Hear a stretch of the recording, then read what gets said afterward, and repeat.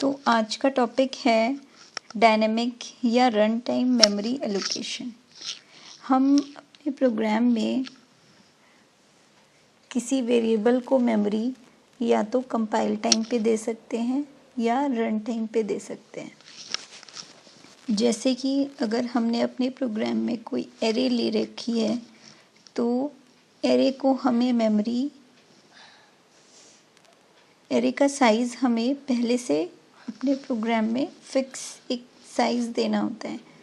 ठीक, तो अगर जैसे हमने एरे का साइज़ दे दिया 50, तो अब हम भले ही हम उसमें 50 से कम एलिमेंट स्टोर करें, लेकिन वो एक फिक्स साइज़ हमने एरे को पहले से बता दिया है। इसे हम स्टैटिक मेमोरी एलोकेशन कहते हैं। और रन टाइम मेमोरी एलोकेशन का मतलब है कि हम प्रोग्राम को कंपाइल करते समय नहीं, बल्कि रन टाइम पे जब प्रोग्राम रन हो रहा है उस समय हम उसको जितनी ज़रूरत होगी उस हिसाब से हम मेमोरी दें, जिससे कि हमारा मेमोरी वेस्ट ना हो। तो जैसे कि यहाँ पे लिखा हुआ है कि run time memory allocation scheme में एलिमेंट का साइज़ ज़रूरत के अनुसार घटाया या बढ़ाया जा सकता है।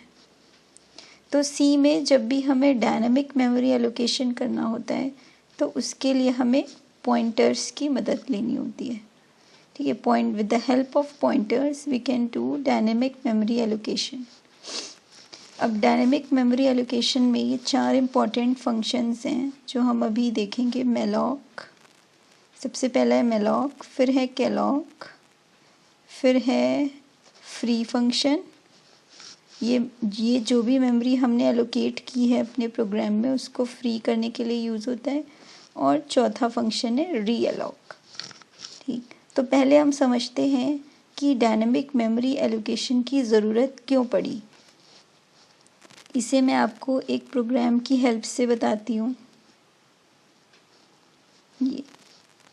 ये मैंने एक प्रोग्राम बनाया है, ये सिंपल एक एरे है।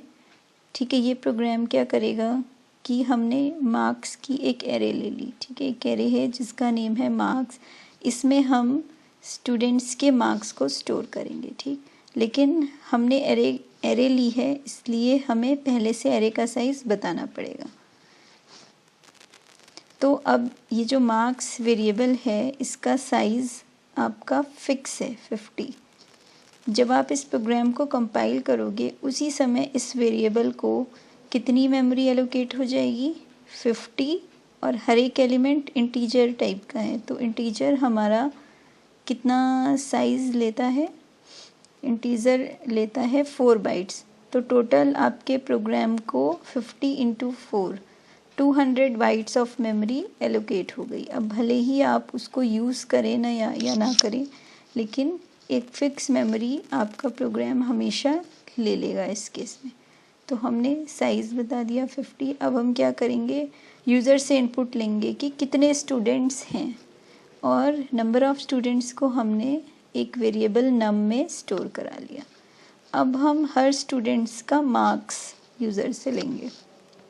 ठीक है, यहाँ हमने भले ही 50 की एरे ले ली, लेकिन हमें नहीं पता कि कितने एग्जैक्ट स्टूडेंट्स हैं, तो वो हम यूज़र से पूछेंगे कि कितने नंबर ऑफ़ स्टूडेंट्स हैं। अब मान लीजिए यूज़र ने एंटर किया 5, तो अब यहाँ लूप चलेगा 5 तक, और हर एक स्टूडेंट के मार्क्स को हम स्कैन कर लेंगे इस एरे के अंदर।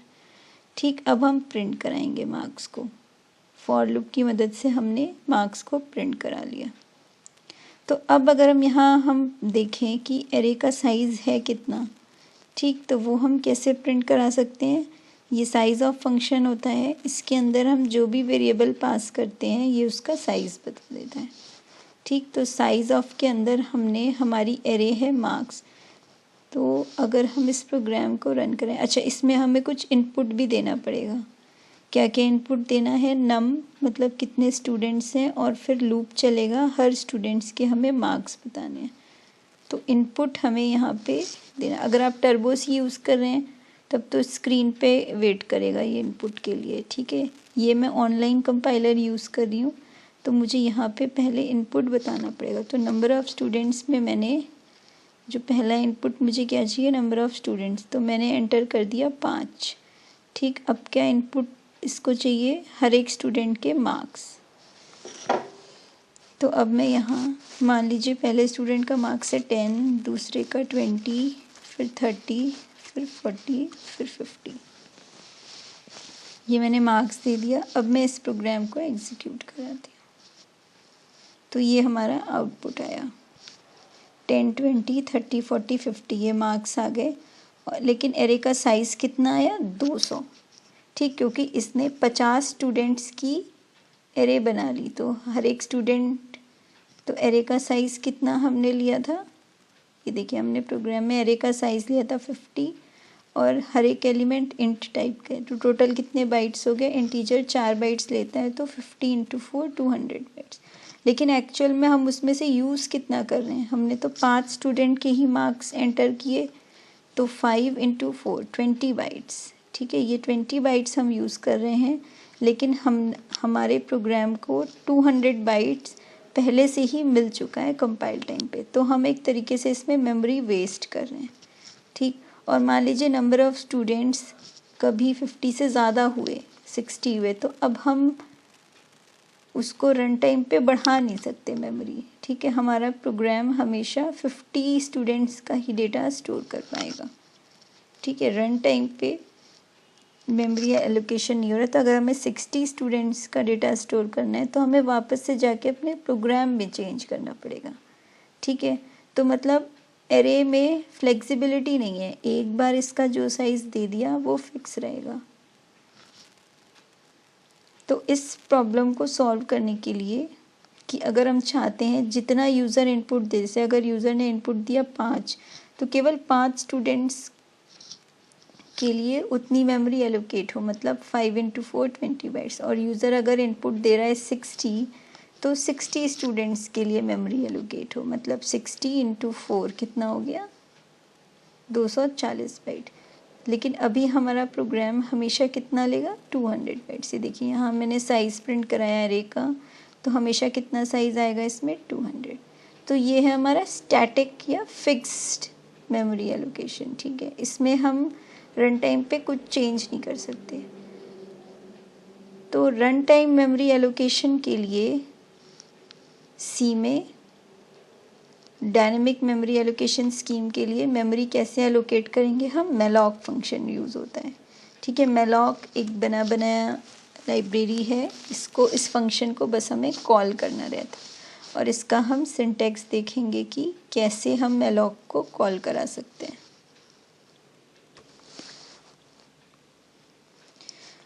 तो मेलॉक फंक्शन क्या करता है, allocates a block of memory in bytes. Malloc function में हम साइज़ पास करते हैं एज एन आर्ग्यूमेंट, जो बताता है कि हमें कितना बड़ा मेमोरी ब्लॉक चाहिए। ठीक है, तो मेलॉक फंक्शन हम कॉल करेंगे जिसमें हम साइज़ पास करेंगे कि कितने साइज़ की मेमोरी हमें चाहिए। तो और मेलॉक फंक्शन जब मेमोरी एलोकेट कर लेगा तो वो हमें क्या रिटर्न करेगा, एक पॉइंटर। ठीक है, जिसके अंदर उस मेमोरी ब्लॉक का स्टार्टिंग एड्रेस होगा। तो क्या सिंटेक्स है मेलॉक का, number of elements into size of each element. ठीक है, जैसे अगर हमें 5 स्टूडेंट के मार्क्स स्टोर कराने हैं तो नंबर ऑफ़ एलिमेंट्स में क्या आ जाएगा, 5, और हर एक स्टूडेंट का हमें मार्क्स स्टोर कराना है जो कि एक इंटीजर होगा। तो यहाँ क्या आएगा, साइज़ ऑफ ईच एलिमेंट में क्या आ जाएगा, 4, क्योंकि इंटीजर कितना साइज़ लेता है, 4 बाइट्स।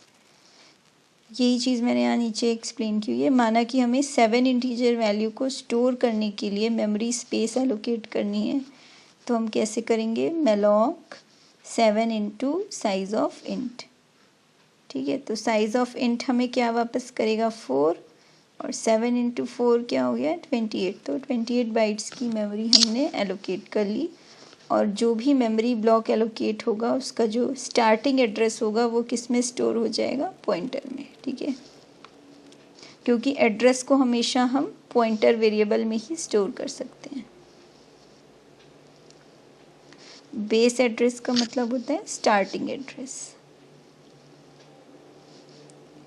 तो इसको हम एक प्रोग्राम की मदद से समझते हैं।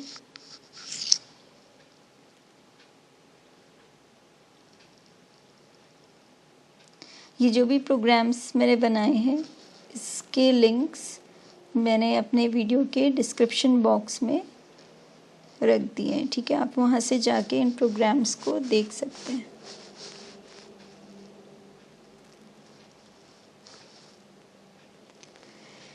तो यहाँ पे मैंने एक पॉइंटर ले लिया मार्क्स, ठीक है। मैंने यूज़र से, अब यहाँ देखिए मैंने एरे नहीं ली। पिछले प्रोग्राम में जो मैंने एरे की मदद से बनाया था उसमें मुझे साइज़ पहले से बताना था कि भाई 50 स्टूडेंट्स के लिए हमें मेमोरी एलोकेट करनी है, मतलब मैंने फ़िक्स कर दिया था साइज़ एरे का, ठीक है। 200 बाइट मैंने फ़िक्स कर दिए थे और मैं उसमें सिर्फ 5 स्टूडेंट के मार्क्स रख रही थी, मतलब 40 बाइट्स। तो एक तरीके से इसमें मेमोरी वेस्ट हो रही थी। तो यहाँ हमने यूज़र से इनपुट लिया कितने स्टूडेंट्स चाहिए, नंबर ऑफ़ स्टूडेंट्स। फिर हम मान लीजिए यूज़र ने 5 इंटर किया तो हमें कितनी मेमोरी चाहिए, 5 इंटू हर एक मार्क्स इंटीजर टाइप का है तो 5 इंटू 4 20 बाइट्स। तो मैंने यहाँ मेलॉक का सिंटेक्स होता है मेलॉक नम, मतलब कितने एलिमेंट्स के लिए मेमोरी चाहिए इनटू हर एक एलिमेंट का साइज़, तो साइज़ ऑफ इंट। और यहाँ पे ये मैंने ब्रैकेट में इंट स्टार लिखा है, इसका मतलब होता है कास्टिंग, ठीक है, टाइप कास्टिंग। क्योंकि मेलॉक हमें वॉइड पॉइंटर वापस करता है, ठीक है। वॉइड का मतलब होता है नल, ठीक। लेकिन हमें ये जो एड्रेस वापस कर रहा है, हमें इस एड्रेस पे क्या रखना है, इंटीजर ना, मार्क्स रखने हैं जो कि इंटीजर टाइप के, इसलिए हमने यहाँ पे इंट स्टार लिखा। मान लीजिए यहाँ पे हमें कोई फ्लोट टाइप की चीज़ रखनी होती, अगर आपको मार्क्स फ्लोट में रखने हैं तो आप यहाँ पे क्या लिखते, फ्लोट स्टार, ठीक है। जिस टाइप का एलिमेंट होगा उस टाइप में हमें इसे टाइप कास्ट करना होगा।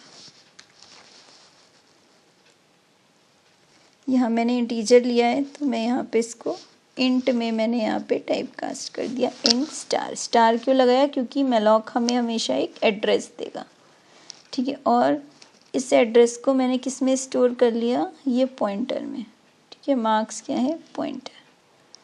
अब मैं क्या करूँगी, अब मुझे एक मेमोरी लोकेशन मिल गई। अब मैं इसके अंदर अपना डेटा राइट करूँगी, ठीक है। मार्क्स मुझे मेमोरी मिल गई, अब मुझे उस मेमोरी पे डेटा स्टोर कराना है। डेटा क्या है, यहाँ पे मार्क्स की वैल्यूज़ जो मुझे यूज़र से लेनी है। तो अब मैं यूज़र से वैल्यूज़ लूँगी मार्क्स की और इसमें स्टोर करा लूँगी, ठीक है। और अब हम मार्क्स की वैल्यू को प्रिंट करा लेंगे।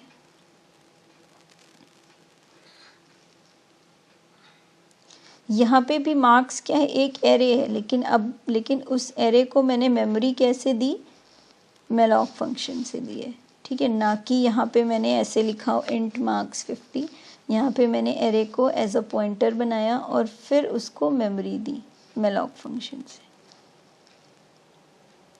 तो यहाँ क्या हो रहा है, यूज़र जो भी मार्क्स की वैल्यू है वो एंटर कर रहे हैं और वो इस लोकेशन पे जाके, ठीक है, मार्क्स के अंदर स्टोर हो जा रहे हैं। और मार्क्स जो वेरिएबल है उसको मेमोरी हमने कैसे दी, मेलॉक से। और अब हम यहाँ पे प्रिंट करा सकते हैं। तो अब अगर हम देखें कि टोटल बाइट्स हमने कितनी एलोकेट की, तो वो कैसे निकलेगा, नम, ठीक है, क्या यूज़र ने इनपुट किया, कितने स्टूडेंट्स, और हर एक स्टूडेंट के मार्क्स इंटीजर टाइप के हैं, तो num into size of int, total इतनी बाइट्स हमने एलोकेट की। और यहाँ पे आप स्टार्टिंग एड्रेस भी प्रिंट करा सकते हो, मतलब मार्क्स क्या है, पॉइंटर, तो मेलॉक फंक्शन क्या वापस करेगा, एक एड्रेस है ना, मेमोरी का एड्रेस, और वो एड्रेस किस में स्टोर हो जाएगा, मार्क्स में। तो अगर आप सिर्फ मार्क्स प्रिंट कराओगे तो एक एड्रेस मिलेगा, ठीक है। और अगर आपको उस एड्रेस पे क्या वैल्यू है वो प्रिंट करानी है तो आप वैल्यू इस तरीके से प्रिंट कराओगे, मार्क्स और फिर इंडेक्स देके। फिर एक इसमें फ्री फंक्शन होता है। फ्री किस लिए यूज़ होता है, जो भी मेमोरी हमने एलोकेट कर ली, ठीक है, हम उसको जब हमारा काम फिनिश हो जाएगा तो हम उस मेमोरी को फ्री कर सकते हैं। तो यहाँ पे फ्री में हमें पॉइंटर पास करना होता है, ठीक है। तो यहाँ पे मार्क्स के ही अंदर हमने एड्रेस स्टोर किया था, तो यहाँ पे हमने मार्क्स वाला पॉइंटर पास कर दिया। तो अब ये मेमोरी फ्री हो गई, मतलब उस मेमोरी पे हमने जो चीज़ लिखी थी, हमने क्या लिखी थी वहाँ पे, मार्क्स स्टोर कराए थे।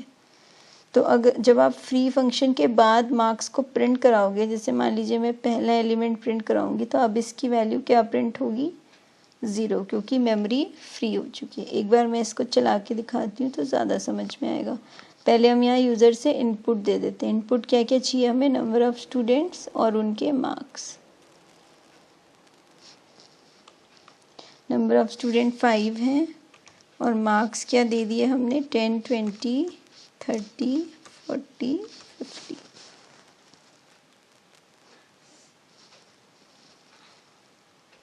ठीक है, अब हम प्रोग्राम इधर ओपन कर लेते हैं। तो कितने स्टूडेंट्स हैं हमारे, नंबर ऑफ़ स्टूडेंट्स हमने क्या दिया था, 5, और ये हर एक स्टूडेंट के हमने मार्क्स दिए थे। तो यहाँ पे मैंने हर स्टूडेंट के मार्क्स प्रिंट करा लिए, ठीक है। और टोटल बाइट्स अब कितनी एलोकेट हुई, 20, ठीक है। तो देखिए मेलॉक से ये फ़ायदा हो गया कि जितना हमें मेमोरी चाहिए एग्जैक्टली उतनी मेमोरी हमने एलोकेट की, 20 बाइट्स, ठीक है। यही अगर आप नम में, तो यहाँ क्या है, जो मेमोरी हम एलोकेट कर रहे हैं वो वेरिएबल है ना, रन टाइम पे चेंज हो सकती है। अगर आप यहाँ पे 10 दिए होते यूज़र से, अगर मैंने यहाँ 10 लिखा होता तो कितनी मेमोरी एलोकेट होती, 40 बाइट्स, ठीक है। तो जितनी चाहिए उतनी मेमोरी हमें एलोकेट होगी।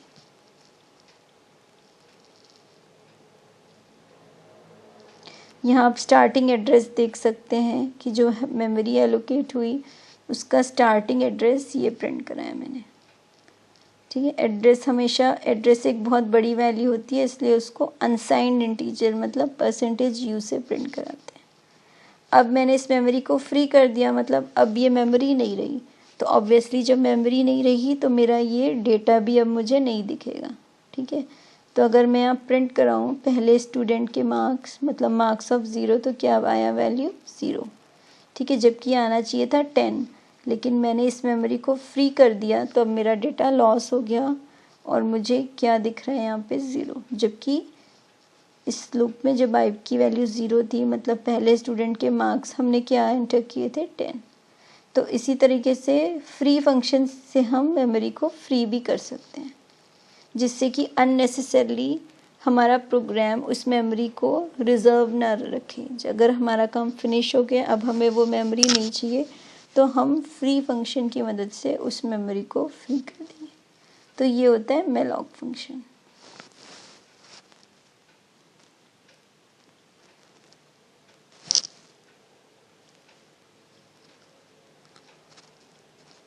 ये देखिए क्या सिंटेक्स है इसका, मेलॉक, फिर जितने एलिमेंट्स चाहिए into size of each element, उतनी हमें मेमोरी देनी होती है। और हमें अगर इंटीजर डेटा स्टोर करना है तो हम इसको इंट में टाइप कास्ट कर लेंगे, और जो एड्रेस होगा उसको हम एक पॉइंटर में स्टोर कर लेंगे। तो पॉइंटर के अंदर क्या आ जाएगा, 20 बाइट का मेमोरी ब्लॉक एलोकेट हो गया और उसका जो भी स्टार्टिंग एड्रेस होगा, ठीक है। एक तरीके से यहाँ 5 एलिमेंट्स हैं, तो ये 20 बाइट की मेमोरी 5 पार्ट में डिवाइड हो जाएगी, है ना। जैसे एरे के एलिमेंट स्टोर होते हैं, पहला एलिमेंट, दूसरा एलिमेंट, तीसरा एलिमेंट, चौथा एलिमेंट। और जो स्टार्टिंग एड्रेस होगा, मतलब पहले एलिमेंट का जो एड्रेस होगा वो किस में स्टोर हो जाएगा, पॉइंटर में। तो ये होता है मेलॉक फंक्शन।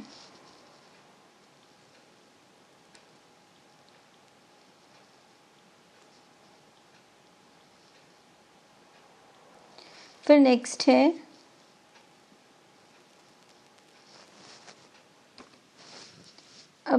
है केलॉग फंक्शन। केलॉग फंक्शन भी बिल्कुल मेलॉक की तरह ही होता है और इसका यूज़ भी हम मेमोरी एलोकेट करने के लिए करते हैं।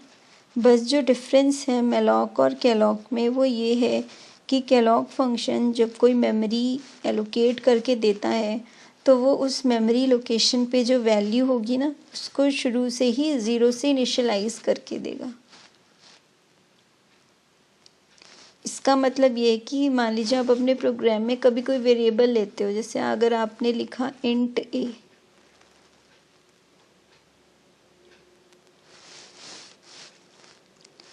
फॉर एग्जांपल लेट्स से मैंने अगर लिखा इंट ए, इसका मतलब मैंने एक वेरिएबल बनाया ए और इसको इनिशियलाइज नहीं किया। इनिशियलाइज का मतलब होता है इनिशियल, इसको जो हम वैल्यू देते हैं। तो अब अगर मैं यहाँ पे प्रिंट कराऊंगी printf percentage T A, ठीक है, तो इस केस में क्या क्या पॉसिबल वैल्यूज़ हो सकती हैं ए की। हो सकता है ए की वैल्यू 0 प्रिंट हो, या हो सकता है कोई गार्बेज वैल्यू प्रिंट हो, ठीक है, कुछ भी रैंडम वैल्यू प्रिंट हो सकती है, ठीक। लेकिन अगर हम ए को यहाँ पे, इसका मतलब कि इस वेरिएबल को हमने मेमोरी दी लेकिन उस मेमोरी पे हमने कोई डेटा नहीं स्टोर किया, तो फिर कुछ भी डिफ़ॉल्ट वैल्यू या गार्बेज वैल्यू यहाँ पे प्रिंट हो जाएगी। इसी तरह कैलॉग फंक्शन में क्या होगा, जब हमें मेमोरी एलोकेट होगी तो उस मेमोरी लोकेशन पे जो डेटा है वो उस डेटा को 0 से इनिशियलाइज कर देगा। इसका मतलब अगर मैं यहाँ लिख दूँ इंट ए बराबर 0, तो क्या वैल्यू प्रिंट होगी ए की 0, मतलब मैंने इस वेरिएबल को एक इनिशियल वैल्यू दे दी 0। बाद में मैं चाहे इस पर जो भी वैल्यू रखूँ, अगर मैंने ए की वैल्यू चेंज करके 2 कर दी तो अब मैं प्रिंट कराऊंगी तो ए की वैल्यू क्या प्रिंट होगी 2। लेकिन जब मैंने ये वेरिएबल क्रिएट किया था ए, यहाँ पे मैंने क्या किया, इस वेरिएबल को क्रिएट किया, तब मैंने इसको इनिशियलाइज कर दिया, मतलब एक इनिशियल डिफ़ॉल्ट वैल्यू मैंने इसको दे दी 0। तो इसी तरह कैलॉग से जब आप कोई मेमोरी एलोकेट करोगे तो बाय डिफ़ॉल्ट उस मेमोरी पे 0 वैल्यू लिखी होगी, ठीक है। कैलॉग फंक्शन भी मेलॉग फंक्शन की तरह मेमोरी एलोकेट करता है और स्टार्टिंग एड्रेस मेमोरी का रिटर्न कर देगा। अंतर सिर्फ इतना है, सिर्फ ये फ़र्क है कैलॉग में कि वो जो भी मेमोरी हमें एलोकेट करके देगा उस पर उसको वो 0 से इनिशियलाइज भी कर देगा, मतलब इनिशियल वैल्यू 0 हो, वो 0 से इनिशियलाइज होगी मेमोरी।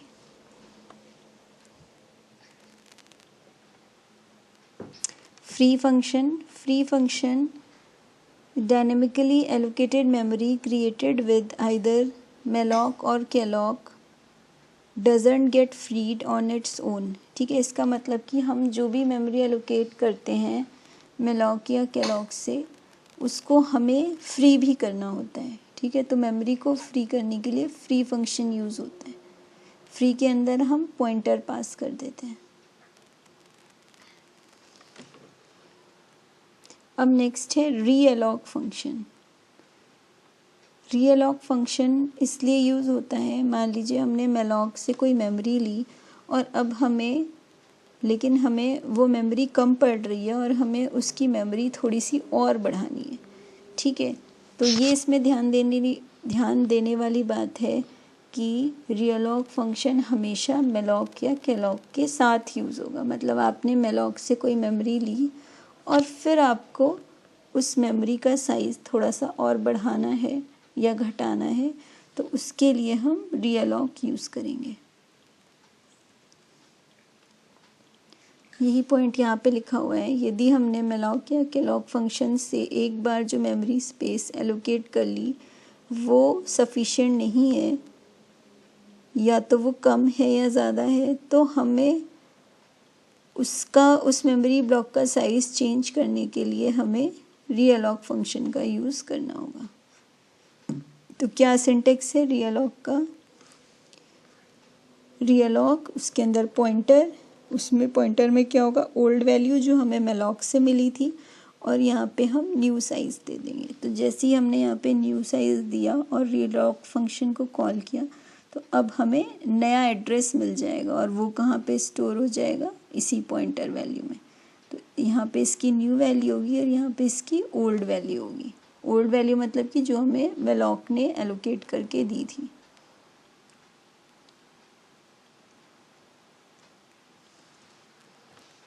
तो यहाँ पे मैंने एक प्रोग्राम बनाया है रीअलॉक का, उसी प्रोग्राम को मॉडिफाई किया है।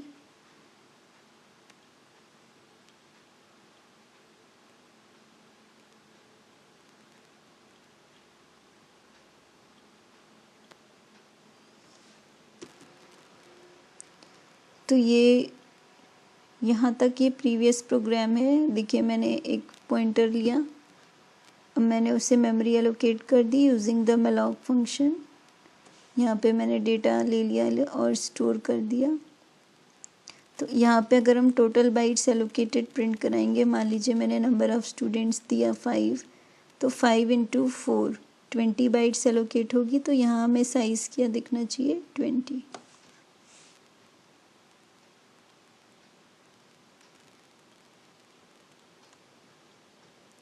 अब मान लीजिए मुझे 5 की जगह, मतलब पहले नंबर ऑफ़ स्टूडेंट्स 5 थे, लेकिन मुझे उससे ज़्यादा मेमोरी चाहिए। ठीक है, मतलब मैंने नम में 5 ऐड कर दिया।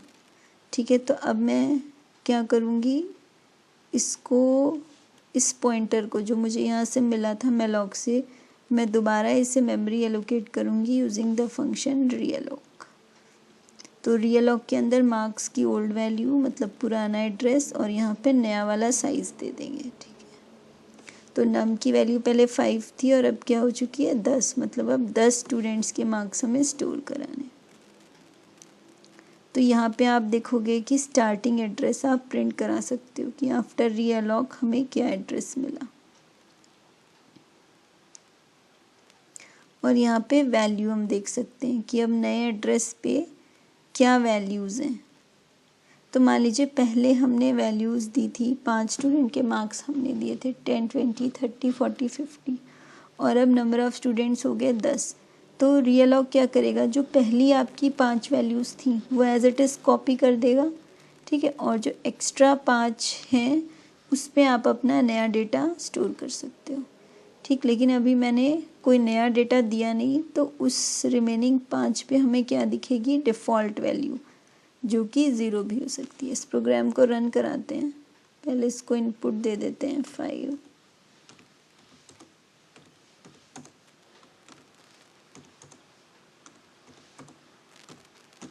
ठीक है, प्रोग्राम को क्या क्या इनपुट चाहिए, स्कैनफ देख लीजिए इसे यहाँ पे।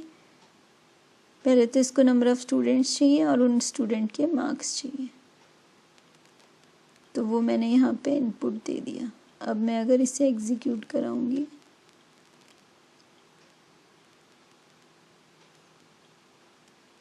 तो ये देखिए मुझे स्टूडेंट के मार्क्स दिख गए यहाँ पे। ठीक है, यहाँ पे मैंने प्रिंट कराया था ना मार्क्स, तो ये मैंने मार्क्स दिए थे, यहाँ प्रिंट हो गए। टोटल बाइट्स मैंने यहाँ प्रिंट कराई, तो कितनी प्रिंट हुई, 20। स्टार्टिंग एड्रेस मैंने प्रिंट कराया, तो malloc कॉल करने के बाद स्टार्टिंग एड्रेस ये था, और जब मैंने realloc कॉल किया तो भी स्टार्टिंग एड्रेस यही था। इसका मतलब पहले 5 एलिमेंट्स के लिए मेमोरी थी, अब उसी मेमोरी के आगे और 5 एलिमेंट्स की मेमोरी ऐड हो गई, तो स्टार्टिंग एड्रेस तो वही रहेगा। ठीक है, लेकिन वैल्यूज़ देखो, यहाँ पे शुरू की 5 वैल्यूज़ तो आ गई, और बाद में जो वैल्यूज़ हैं उन पे गार्बेज वैल्यू भी हो सकती है और ज़ीरो भी हो सकता है। देखो 0 है, ये कोई गार्बेज वैल्यू है, और ये 0 है। ठीक, तो मतलब realloc में मैंने कितने नम की वैल्यू कर दी थी, 10, तो ये 10 स्टूडेंट्स के लिए यहाँ पे मेमोरी एलोकेट हो गई। ठीक है, और शुरू के 5 स्टूडेंट का डेटा उसने ओरिजिनल जो पड़ा था वो ले लिया, और बाकी 5 अभी डिफ़ॉल्ट वैल्यू है। यही अगर हमने calloc यूज़ किया होता, ठीक है, तो calloc फंक्शन में जो मेमोरी है वो हमेशा 0 से इनिशलाइज्ड होती है, और malloc में या realloc में गार्बेज वैल्यू पड़ी होती है।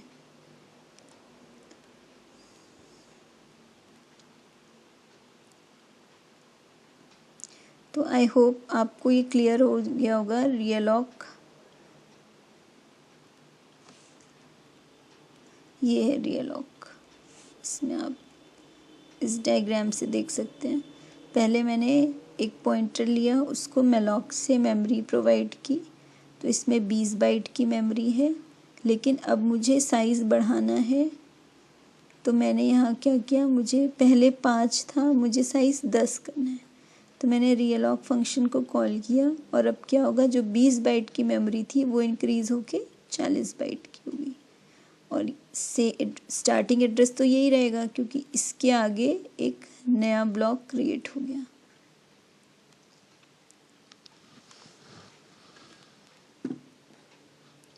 तो ये है डी एलॉक।